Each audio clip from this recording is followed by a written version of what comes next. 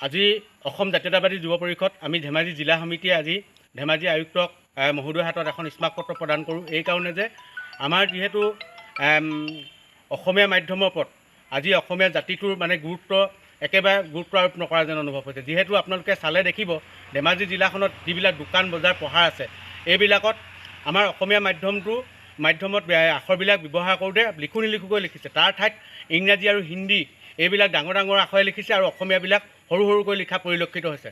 তাৰ পৰিপ্ৰেক্ষিতত আজি অসম জাতীয়তাবাদী যুৱ পৰিষদে আমি এখন স্মাৰকপত্ৰত উল্লেখ কৰোঁ যে অসমীয়া মাধ্যমৰ যিহেতু আমি অসমত বাস কৰিছোঁ, অসমীয়া মাধ্যমৰ যিবিলাক শব্দ এইবিলাক ডাঙৰকৈ লিখিব লাগিব 7 দিনৰ ভিতৰত, আৰু আমি ইংৰাজী আৰু হিন্দী নিলিখিবলৈও কোৱা নাই, সেইবিলাক সৰু হ'ব লাগিব আৰু অসমীয়াটো ডাঙৰ হ'ব লাগিব।